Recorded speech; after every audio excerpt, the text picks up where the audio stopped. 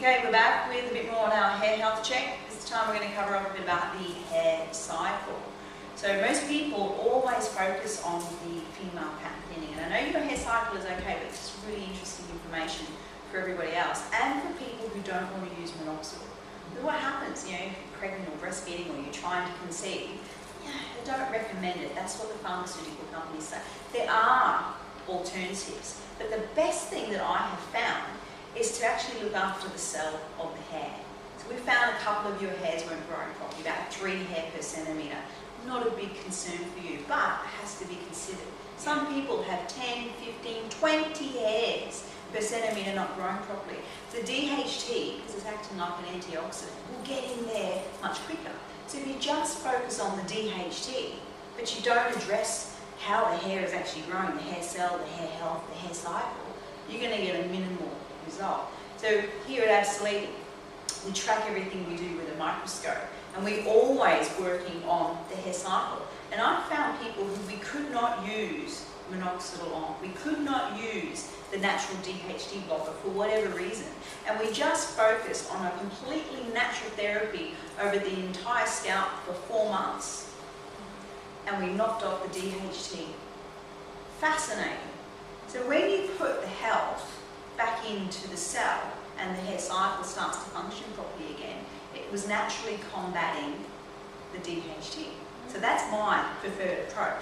When it's extreme, which yours is not, I would combine both therapies for the first 4 months, then I would drop off the stuff with the DHT, and then I would keep focusing on the hair cycle and the hair health. So we'll talk a bit about the treatment that we use for the hair cell and the hair cycle. Understanding again anatomy, physiology, nutrition and things like that as well. So you look at the basic structure of a cell. This takes us back to high school. And we look at the organelles in the cell and what they require for health, and the jelly-like substance in there, the pH of the body, and therefore the pH of the cell. So we found it was a lot of nutrition. So it's the things that we're eating that are causing the problems with the DHT, but we're getting not enough nutrition from that for the body to feed the cell with things that it needs. So we do use pH testing and nutritional therapy, and then we go in again and we do topical therapy, but completely chemical free. So it's brush therapy, scalp cleansing, we open the follicle with a safe tonic, and then we use the microneedle therapy. Now with the microneedle therapy, never ever on broken skin. And you said you get flare-ups sometime, those are the times you would not use it or around it. If there's any inflammation or broken skin, you never ever use the microneedle. I would not either recommend the microneedle with the harsh formulas of minoxidil or any of the formulas that are above 5%. Okay, so it's good for what we use with aloe vera because we're natural, but you got to be careful what else you're using it for. That's for the audience out there. So we go in and we use the microneedle therapy, the anti-balance spray, and then we have an ampule that has the vitamins and antioxidants in it. And we apply this therapy over the entire scalp. So you're basically opening the follicle to channel through to get to the bowl. You've got to repeat it for 12 weeks within a time frame of 4 months, because that's how long it takes for the cell of the bowl to divide to reach the surface of the scalp and be seen with the microscope. After that, you can do some maintenance treatments once a week at home when you're washing your hair, and you keep looking after your nutrition. So in the beginning, I do tend to use supplements, because otherwise I've really got to change your way around what you eat, and you're told what you eat for your workouts and with your partner and stuff like that. It can be difficult.